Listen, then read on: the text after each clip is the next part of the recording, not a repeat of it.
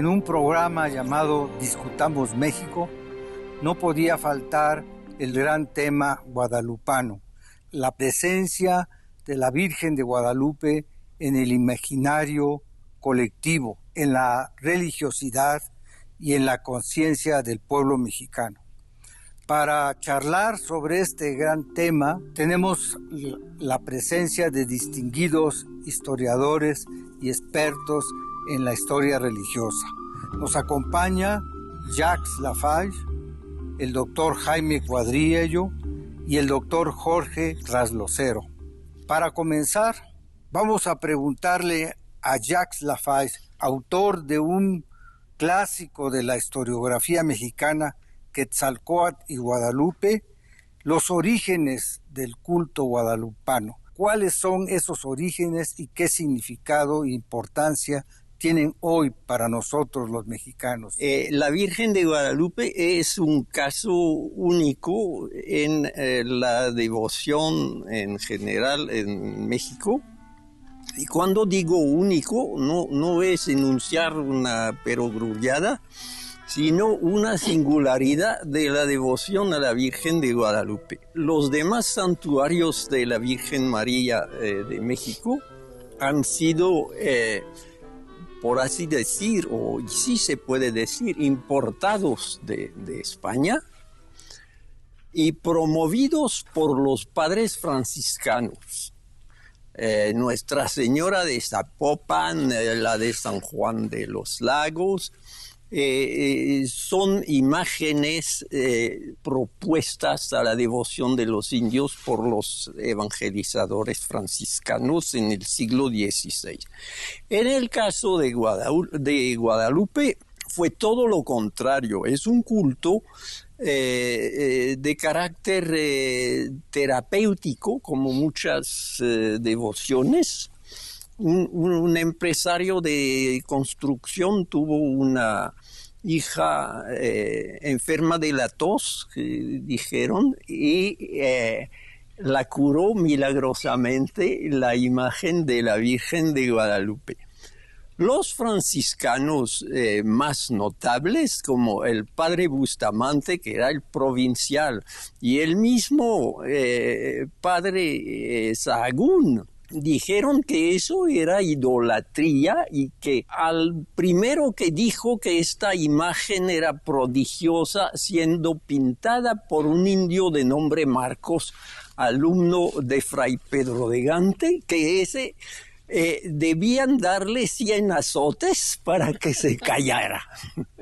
Así fue el clima inicial de la devoción. Entonces, el arzobispo Montúfar, que favoreció el culto al principio, tuvo que mandar a hacer una encuesta para averiguar la autenticidad de la aparición y de los milagros.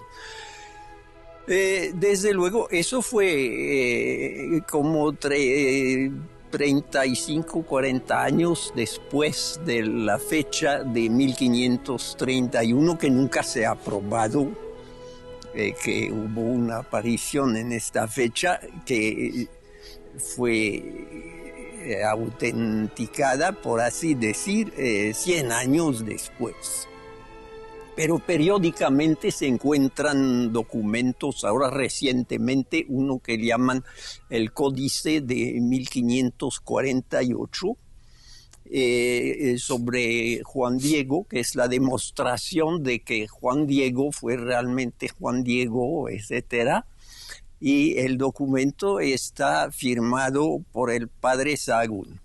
Entonces hay una lucha de documentos, unos certeros y otros apócrifos, pero todos tardíos.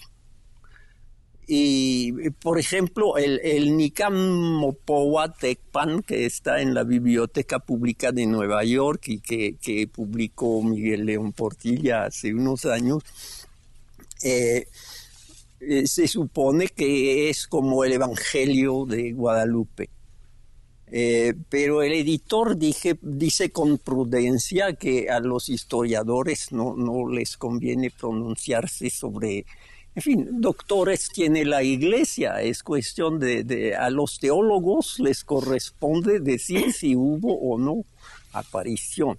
De forma que desde el punto de vista estricto de la historia religiosa es un asunto muy embrollado. Controvertido. Lo que es cierto es que cundió la devoción a partir del trasfondo prehispánico, es decir, una peregrinación al santuario de la Tonantzin, a la que venían los indios antes de la conquista.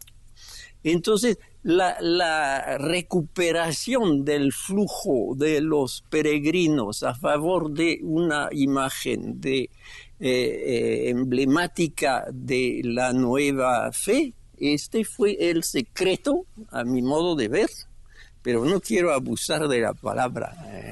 Muy bien, Jacques. Quizá ahora el doctor Coadriello nos pueda hablar de otra faceta del culto guadalupano. Aquí ya vimos la controversia que suscita la aparición y el culto y la devoción que de todos modos sigue y crea ya el cuerpo básico de creencias acerca de la Virgen de Guadalupe. Pero aparte de estos aspectos historiográficos, tenemos también la imagen misma. Y la imagen misma nos dibuja una historia que es muy importante conocer. Sin duda, a mediados del siglo XVI, el culto a la Inmaculada Concepción era una causa de la piedad de los reyes austriacos. Y la Virgen de Guadalupe, iconográficamente, es una Virgen Inmaculada que está orando, esperando ser desposada en el templo, y como causa de la pureza en la concepción de la Virgen, sin duda, este sería el primer estatuto que tuvo la imagen, como una imagen concepcionista, desvinculada en ese momento de cualquier significación teológica más profunda. Sí me gustaría recordar que el estatuto de la imagen sagrada, de una imagen revelada, es un estatuto que se va a ganar la imagen hacia mediados del siglo XVII, cuando los primeros oradores y teólogos ya la interpreten conforme a la Escritura, a la Sagrada Escritura. Y entonces la imagen va a recuperar o a poseer un estatuto de ícono revelado, es decir, de imagen venerable, de imagen creada ex nihilo, es decir, de la nada, y a partir de ese momento, la potencialidad realmente de este estatuto de imagen sagrada será infinita. Solo apoyando lo que decía el doctor Lafay, el culto a mediados del 16 quizá también tiene otra importancia. Fue una convocatoria abierta a españoles e indígenas. Las primeras noticias que tenemos del culto convocaban a las dos repúblicas, y esta es quizás la participación social que tuvo, que detonó la imagen, también desde luego para los primeros milagros son casi todos españoles, o los que se registran en la tradición, y esto es muy significativo porque aunque era una imagen de raigambre indígena, o creada en contexto indígena, inventada en contexto indígena, la receptividad de los españoles fue inmediata al culto, y sin duda esto amalgamó también su potencialidad.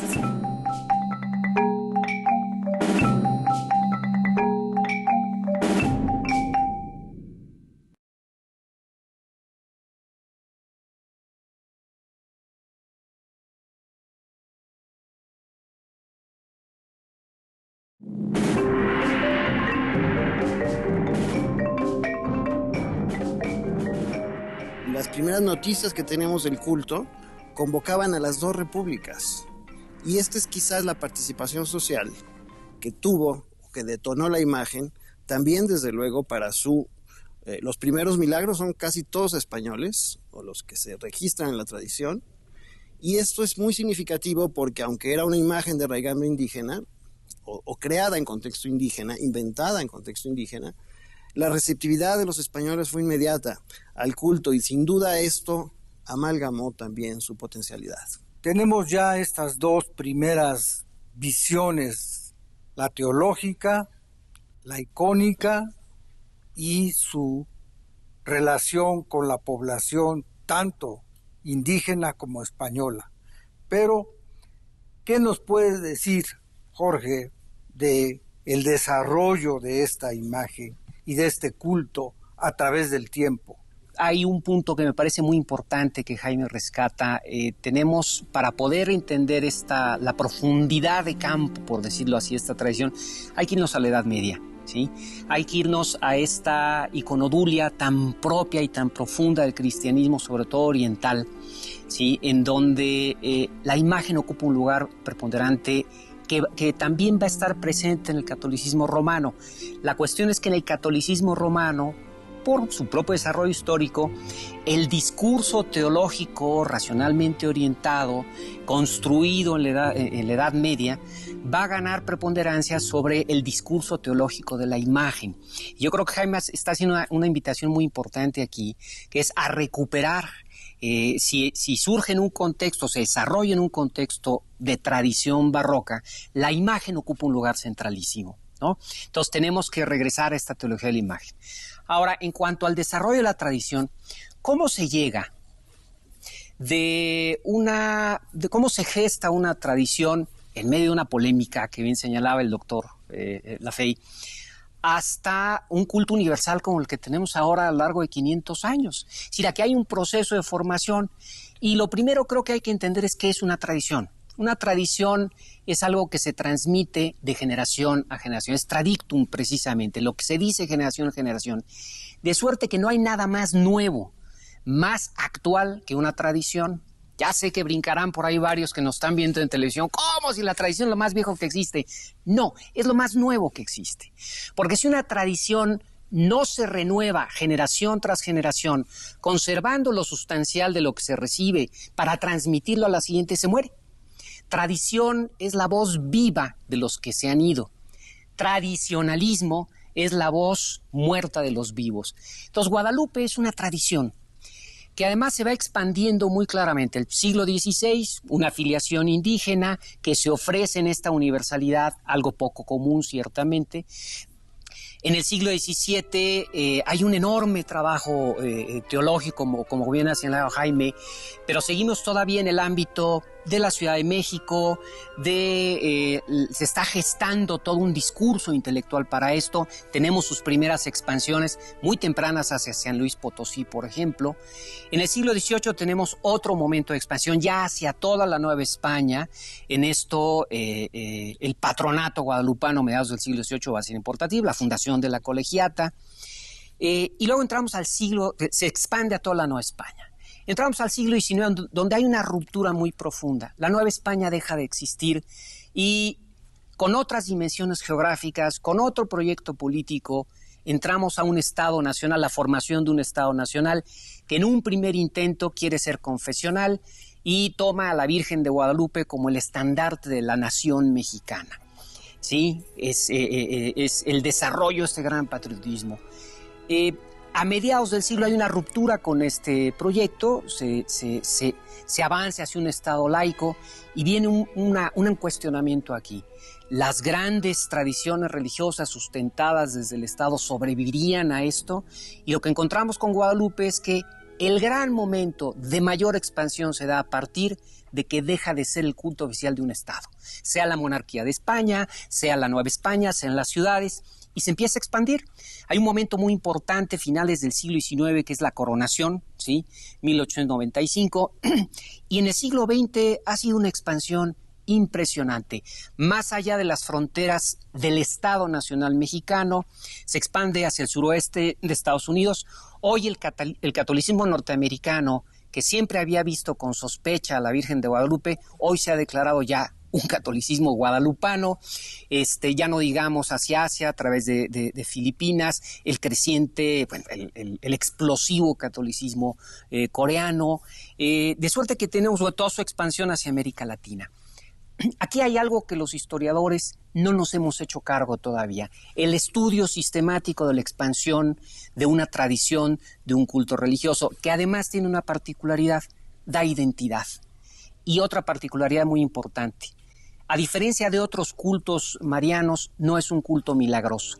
Nosotros no vamos a ver colgado en la Basílica de Guadalupe, sillas de ruedas, etc. Algunos exvotos interesantes, donde el principal atributo de Guadalupe es su maternidad, que da protección, auxilio, defensa, que promueve. Y esto también le da una característica muy interesante de la cual nos tenemos que hacer cargo. Entonces estamos sin duda alguna ante una de las tradiciones fundacionales de nuestra identidad.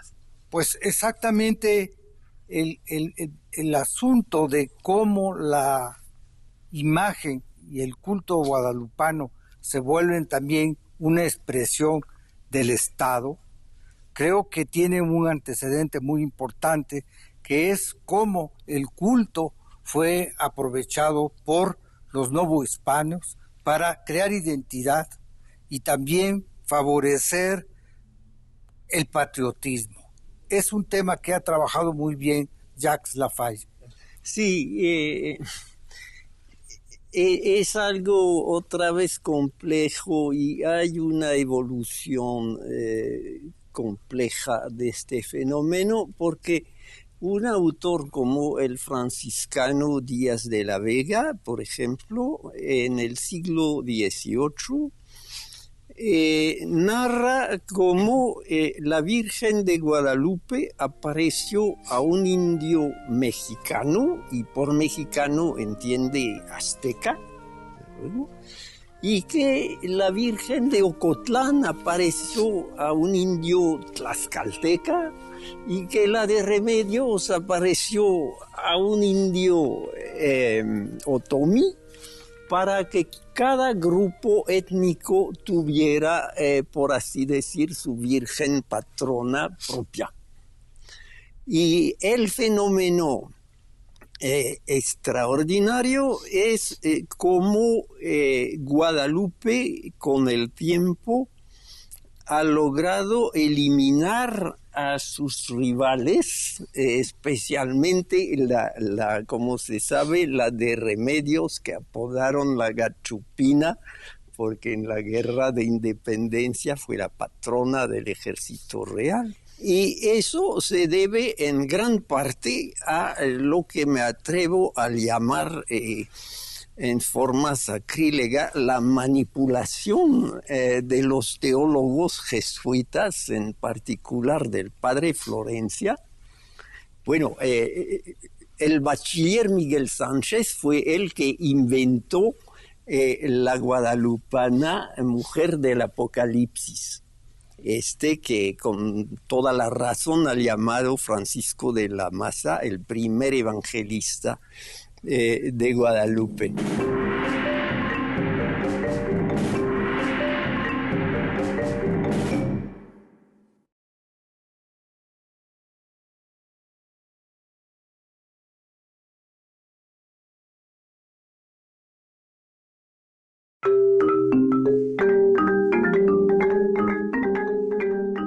El bachiller Miguel Sánchez fue el que inventó la guadalupana mujer del Apocalipsis, que con toda la razón ha llamado Francisco de la Maza el primer evangelista de Guadalupe. Y en el siglo XVIII, el padre Florencia, jesuita devoto y historiógrafo de todas las vírgenes objetos de devoción en México, ha consagrado la supremacía de Guadalupe, y los jesuitas han luchado en la Santa Sede para conseguir el oficio del 12 de diciembre, lo cual no fue fácil, y la Santa Sede, con su prudencia habitual, dijo en el texto canónico fertur en latín, es decir, se cuenta que hubo aparición, o sea, no afirmaron formalmente la aparición. Y cuando al final del siglo XIX el arzobispo de México le pidió al príncipe de los eruditos de México, que era don Joaquín García Gasbalceta, católico irreprochable, hacer un examen de toda literatura piadosa en torno a Guadalupe, concluyó que no hay tradición. Es decir, que en realidad la tradición se inicia con Miguel Sánchez, 100 años después, 98 años después de la supuesta aparición. Entonces concluyó don Joaquín, no hay tradición. Hay devoción, pero no hay tradición. Entonces, el verdadero milagro de la Virgen de Guadalupe, como lo ha escrito otro autor del siglo XVIII, donde todo vino a cuajar, fue que logró unificar a todos los mexicanos. Un país tan dividido geográfica, étnicamente, etcétera, se reconoce en la Virgen de Guadalupe. Lo mismo que hay deportistas que vinieron corriendo, haciendo relevo desde Puebla para la fiesta a la Villa del Tepeyac hace unos días. Hay familias numerosas de clase alta y media alta que tienen en la entrada de su casa el retrato de la Virgen de Guadalupe, generalmente del siglo XVIII. Y hasta hace poco una señorita de sociedad con sentido comercial ha inventado dibujar platitos, medallas, etcétera, como para niños de 6 años. Es una chilena. Caricaturas. Es una chilena. Es una chilena. Sí. Ah, sí. Sí, y entonces, con un enorme tiene ingenio. Gran difusión y es una versión bastarda, digamos, popularizada para niños de la Virgen de Guadalupe. Yo creo que ahí el punto de Icaz Balseta es importante por 2 razones. Lo que Icaz Balseta hace es un balance dentro de la tradición letrada, es decir, dentro de la documentación conocida a finales del siglo XIX existía. ¿Qué se podía decir? En realidad es un balance, es un documento privado, de hecho, ¿no? Que por ahí algún detractor se lo da a conocer en público, lo mete en un problema. Pero bueno, pero ahí también hay una parte muy importante de este documento. Realmente lo que está diciendo es algo que se había dicho hace 100 años antes. El objeto de estudio de la historiografía, ¿sí?, no se puede quedar solamente en lo que la tradición letrada pueda decir, sino que hay que ir más a profundidad, porque también hay un reconocimiento, como muy bien señaló el doctor Lafey, de que es un culto que proviene del 16, es decir, no sale de la nada en el 17, no se alimenta, ahí está, hay vestigios arqueológicos y todo, de lo cual, por eso decía yo al principio, tenemos que hacernos cargo, es decir, hay un culto, y mucho de la historiografía del siglo XX ha sido hacernos cargo de esos testimonios, ¿no? La reciente investigación, pienso en el texto de Javier Nogués, por decir otros más que ha habido, es ir viendo cómo va la reconstrucción del pleito del cual hablaba el doctor Lafey entre el arzobispo Montúfar y Bustamante, los franciscanos. Nos habla de que ahí se está formando un culto muy importante que, como señalaba muy bien Jaime, en el 17 va a encontrar un eco intelectual, ¿sí? Que le va a poder explicar, le va a poder dar forma en el terreno de las ideas, ¿no? Yo creo que en ese sentido la importancia de la intervención de Icaz Balseta es esa, es decir, nos pone ante la necesidad de profundizar en la tradición, y hay un texto contemporáneo no menos importante y en cierto sentido más importante, ¿sí?, que es en las leyendas de México, en las costumbres y leyendas de México. Altamirano hace tal vez la primera investigación a profundidad, ya no solamente de la tradición letrada, sino del culto, de la tradición cultual que es un texto que hasta la fecha yo creo que sigue marcando una periodización y una mecánica, ¿no? Entonces, hay ahí algo muy importante. Y un tercer documento de la misma época, es una época importantísima la que señala el doctor Lafey, es el primer obispo de Cuernavaca, saca la primera colección documental guadalupana, ¿sí? Haciendo caso de muchos textos que frente a un erudito como Icaz Balseta podían parecer textos menores, pero que ahora los historiadores pues le damos más relevancia, ¿no? Bueno, y ahí viene otro factor muy importante, el papel de la oratoria sagrada Sí. en el desarrollo del culto y en la afirmación de la identidad. Entonces, Jaime Cuadriero creo que ha trabajado muy bien estos temas. Bueno, yo regresaría un poco al estatuto de la imagen. Toda imagen es una representación visual y plástica, pero la imagen es detonadora de una representación mental, y esta es el valor de la imagen, la representación mental en los individuos, ¿verdad? En la colectividad. Y Guadalupe tuvo, yo creo que la encrucijada política, social, simbólica, teológica, de ser una representación colectiva, digamos, desde su lectura teológica. Como mujer del Apocalipsis en el siglo XVII, muy bien los oradores vieron la relación que había entre la conversión de América y lo escrito por San Juan en su capítulo 12. Ahí la habilidad de este discurso criollo fue casar el proyecto, digamos, de simbolización del territorio desde un principio, con la idea de que el mejor favor que la corona le hizo y la conquista hizo a América no fue exactamente el dominio militar, sino el hecho mismo de la mariofanía, es decir, de la aparición en un suelo como a ninguna otra nación había sido. Esta idea de que una imagen que es representación visual pasa a ser representación mental colectiva, tiene otro aspecto que me parece que debemos reflexionar en la idea de la identidad, que fue formulando un discurso jurídico sobre la idea del territorio. Es decir, cuando llegamos a la jura del patronato nacional, o digamos novohispano, de 1746, en que los oradores sagrados como don Cayetano de Torres, justo en el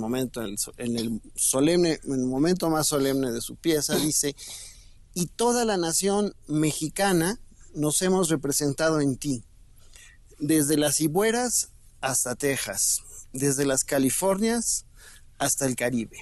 Él era de Panamá. Poniendo fronteras. Es decir, marcando ya, no poniendo, ahora sí consagrando un territorio. Claro. Y usando por primera vez la palabra nación en el sentido plenamente de colectividad, de comunidad imaginaria.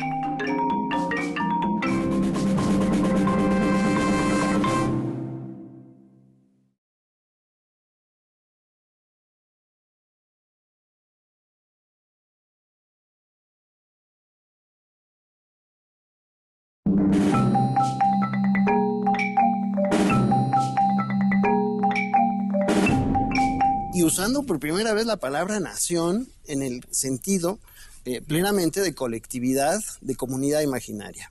Pero lo que más sorprende fue esto, que la bula que llegó de Roma, con las reservas del caso, sí reconocía un territorio, sí reconocía una sociedad diferenciada, y por primera vez cabildos, villas, ayuntamientos se representaron colectivamente, jurídica y colectivamente, para tener identidad, digamos, en términos de un reino propiamente, que hasta ese momento pues no tenía agenda o participación o iniciativa personal. La iniciativa de estos criollos yo creo que sí fue lo que sin duda en los momentos de la independencia detonó el reconocimiento de una comunidad en torno a una estructura jurídico-canónica, pero también de una comunidad como las naciones imaginarias que lograron pues una conquista, un milagro propiamente social, sí, de honda potencialidad política. Este discurso jurídico sobre el territorio es una de las nuevas interpretaciones que ha firmado la el desarrollo del culto en la colectividad mexicana, pero no lo habíamos visto así, más bien se había visto desde el punto de vista que decía Jacques Lafay, del patriotismo, pero no ligaba el sentimiento de la patria.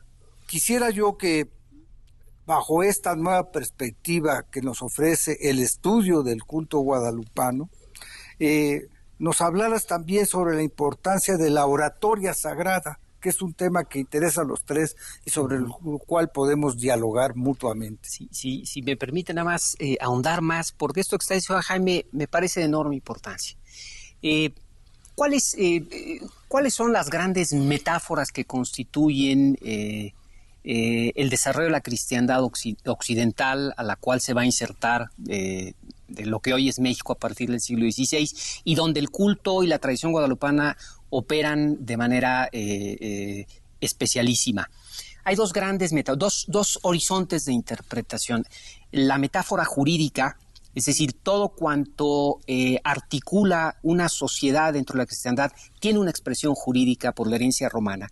Y hay otra parte importantísima que es la metáfora religiosa. De suerte que nosotros vamos viendo a lo largo de toda la Edad Media, un punto que, por cierto, en su libro el doctor Lafay profundiza mucho y muy bien, cómo a lo largo de la Edad Media estas dos pilares van construyendo todos los desarrollos de identidad, y vamos a ver Francia, y vamos a ver Normandía, y vamos a ver los distintos reinos de Castilla.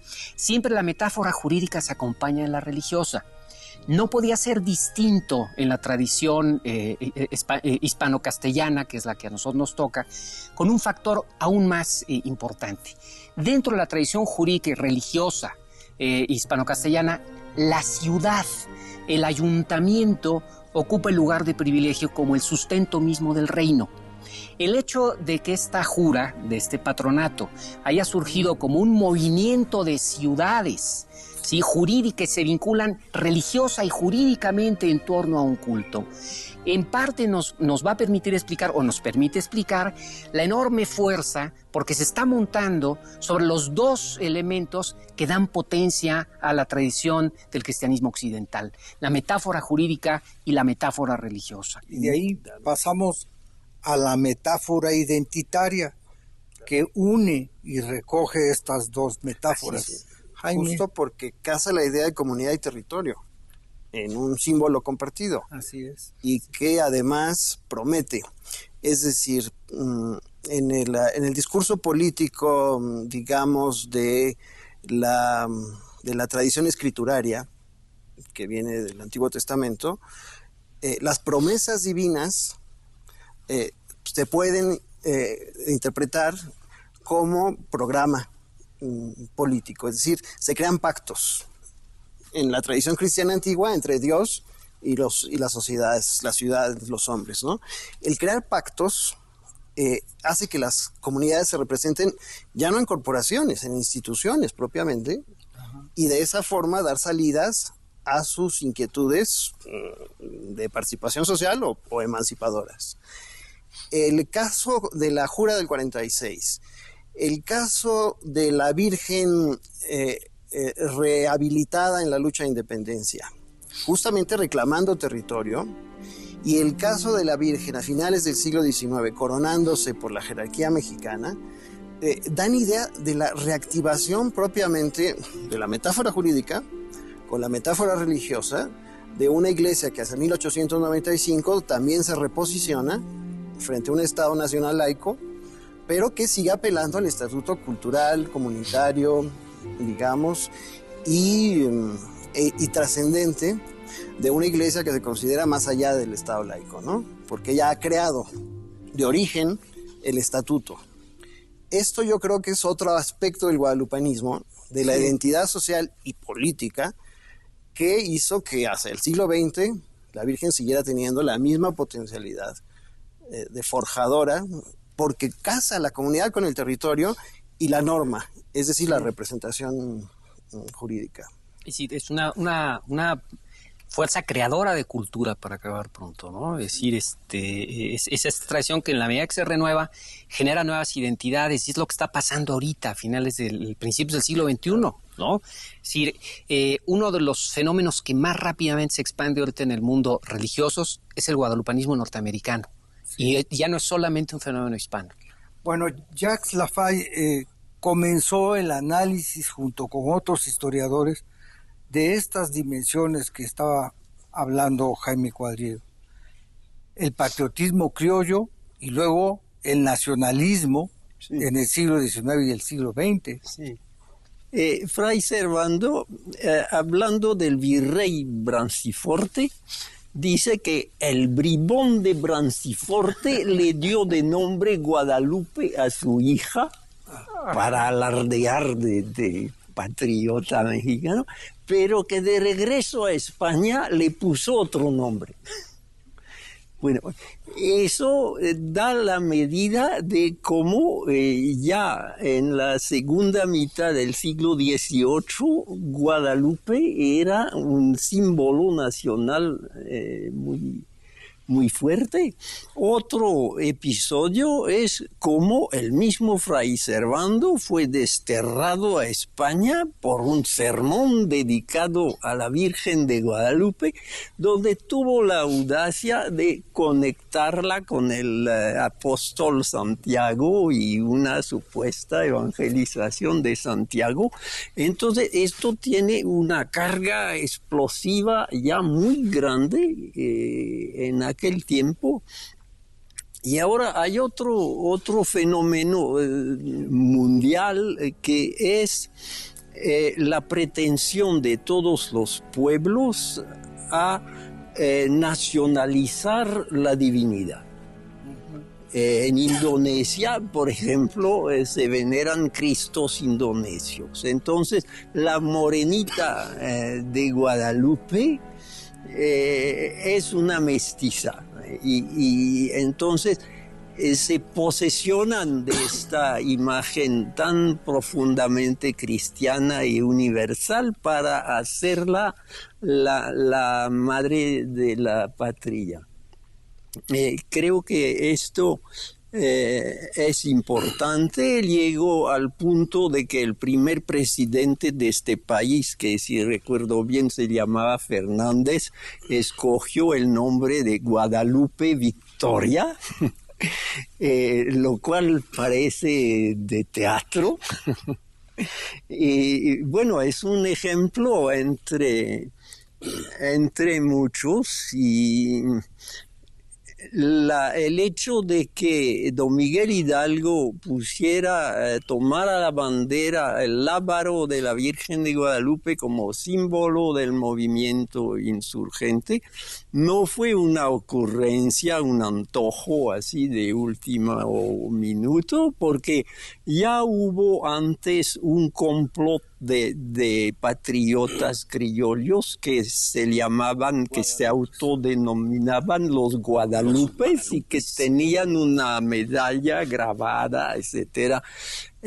Don José María Morelos exigió que los patriotas, que todos los hombres, ese detalle me ha llamado la atención, todos los hombres de 10 años para arriba llevaran el moño de la Virgen de Guadalupe como señal de su patriotismo.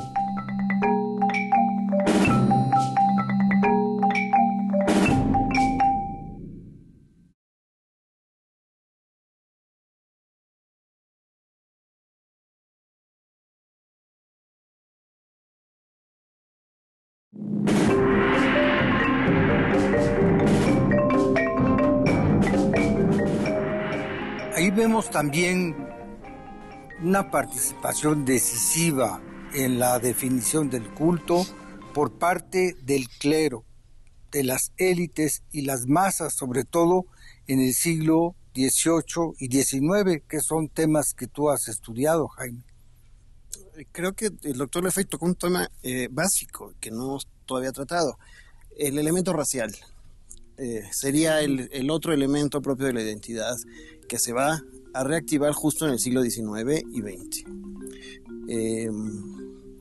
Ya Becerra Tanco, en su Felicidad de México, columbraba que la Virgen tenía la tez morena justo como una deferencia que ella hacía a la población mayoritaria del reino y al deseo de arraigarse en la raza de origen.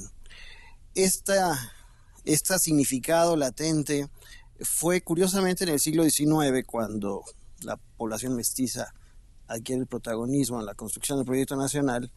Una de las cosas que un orador como el padre Agustín Rivera, en un espléndido sermón en Guadalajara, hace de la Virgen de Guadalupe una princesa azteca, ¿no? Un sacerdote liberal, ¿verdad? De mucha enjundia. Y a partir de entonces, y yo creo que el elemento racial, que es una cosa que a unos nos gusta, a otros no, que impregnado de este nuevo movimiento de Estado Nacional Liberal, donde justo fueron los mestizos los que construyeron el Estado Nacional, como bien decía Riva Palacio, hace que la Virgen ahora sí tenga, ¿verdad?, esta identificación con la población mayoritaria, mestiza o indígena, que es la que quizá ahora, el elemento racial, en el quizá ahora reside su mayor potencia, ¿no? Si vamos a hablar de identidades, ¿no?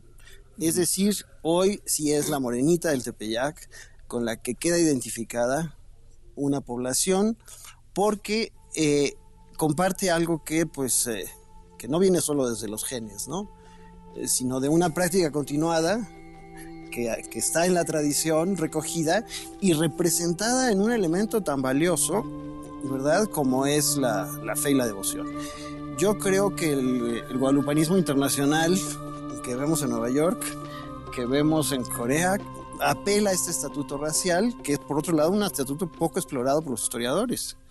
Es decir, yo creo que es quizá ahorita el momento en donde ya el discurso nacional, el discurso identitario, el jurídico, pues fueron importantes en su tiempo, pero hoy aparte del elemento religioso, el que la Virgen sea retrato de la sociedad mayoritaria es lo que en mi juicio hace que su potencialidad siga siendo tan admirable como lo vemos cada 12 de diciembre. Y yo avanzaría sobre las mismas ideas en otro punto. Cuando la coronación de 1895, volviendo a la retórica sagrada, ¿verdad?, hay toda una recuperación histórica muy interesante. En esa que es una serie de celebraciones, es un evento que dura 12 días o más, realmente todo el mes de diciembre, donde hay peregrinaciones de todos lados desde Chiapas, que se vinieron caminando desde Chiapas, sí, para que nadie se asuste de lo que pasa hoy en día. Hay ciertas características. Primero, Hidalgo es proclamado padre de la patria, y esto por el culto guadalupano. Todo gira en torno a Guadalupe. Hidalgo es padre de la patria. Y entre los atributos que se van recuperando de la Virgen de Guadalupe, es decir, la Madre Originaria, la Inmaculada Virgen de Guadalupe, la patrona de la Nueva España, la fundadora de la patria mexicana, etcétera, se le agregan dos muy importantes. Además es la Reina de México y de toda América, lo que ya será oficial en 1900, e importantísimo, la Madre Mestiza de la patria mexicana, de la nación mexicana. En este sentido, si avanzamos sobre la idea de Jaime y vamos un poco más allá del elemento racial, es la enorme capacidad que tiene este culto, por la forma en que está planteada desde su origen, de asimilar la diversidad, de asimilar la pluralidad, ¿sí? Para todo mundo tiene algo que decir y algo que ver. Todo mundo puede realmente identificarse. Voy a ir más allá. Incluso no se necesita ser católico para identificarse con la Virgen de Guadalupe, ¿verdad? No hay comunista mexicano que se respete que no sea guadalupano, ¿verdad? Este es el viejo chiste que siempre se hace. Es decir, esta enorme capacidad de expresar. A mí hay una parte que me encanta mucho. Hace poco se publicó un libro que se llama Guadalupe en mi cuerpo como en mi alma. Es una colección de fotografías. Y es de una fotógrafa que no es católica, no sé si lo sea en este momento, que fotografía a un chicano, porque traía tatuada la Virgen de Guadalupe. Le dice, ¿y eso por qué?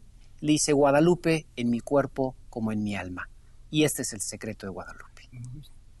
Pues esa gran capacidad de reunir en sí la diversidad. Y ser símbolo de la diversidad es uno de los aspectos, como han señalado, más interesantes ayer y hoy.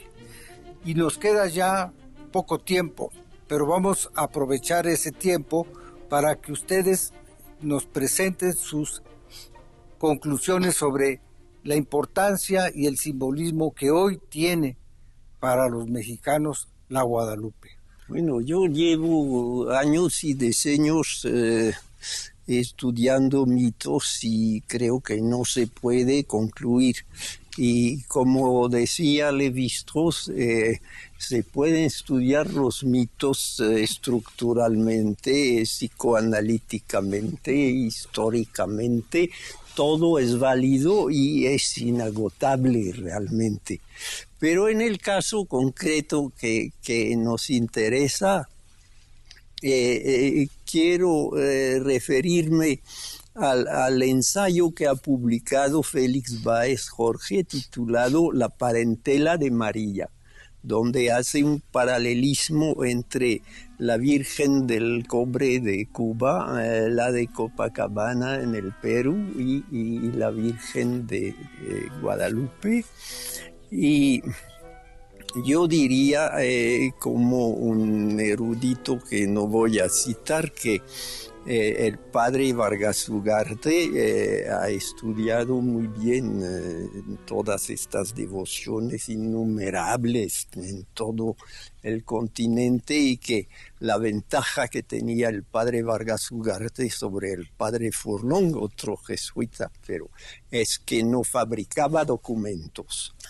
Entonces, en el caso de Guadalupe se han fabricado varios documentos, pero lo que sobresale y que ha mostrado muy bien Félix Báez es la plasticidad permanente del mito.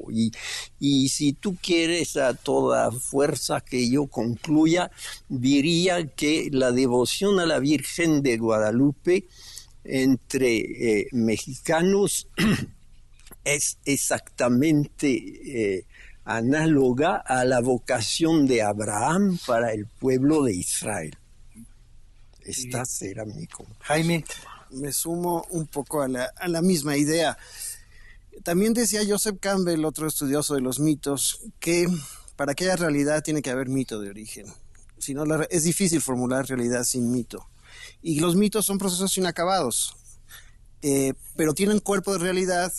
Y quizá uno de los pasajes más concretos de cómo el mito pasa a la realidad es cuando el Congreso mexicano, el año de 1823, decreta no solo que la Virgen, con valor jurídico, es la verdadera autora de la emancipación nacional, sino que en una ceremonia del Congreso se le da entrada a su imagen bajo palio, procesionada desde la Colegiata hasta el recinto en Palacio Nacional, y todos los diputados mexicanos se hincan, incluyendo Fray Servando, que ya estaba ahí, nombrado diputado por Monterrey, y bajo cirio y palio se le entroniza en lo alto del dosel de la sala del Congreso. Yo creo que este fue el momento en que la realidad, ¿verdad?, muestra toda la potencia del mito. Y yo creo que haríamos mal los seres humanos en no admitir que todos, desde el origen de nuestra especie, venimos de estas construcciones. Yo creo que, siguiendo la misma línea de los doctores, para que un evento religioso tenga fuerza, tiene que representar simbólicamente algo. Si la potencia de lo religioso es su enorme capacidad de representar simbólicamente. ¿Qué representa simbólicamente Guadalupe a lo largo de 500 años? Para mí hay una palabra que lo sintetiza: la esperanza. Sí, por eso su principal atributo es la maternidad, porque en la maternidad, en cada nuevo alumbramiento, hay una nueva posibilidad de recrearnos, de abrirnos a la esperanza. Si Guadalupe representa algo, es la esperanza. Y francamente, una vida que ha renunciado a la esperanza, pues es un absurdo. Así que esto nos dota de sentido, de identidad y sobre todo de esperanza. Así que hay que disfrutarlo independientemente de todo. Muchas gracias. Bueno, muchas gracias por este repaso. Identidad, historia, culto, imagen Las distintas expresiones e interpretaciones de la Virgen de Guadalupe se han dado aquí gracias a ustedes por sus intervenciones y espero que nos veamos próximamente en estos programas Discutamos México.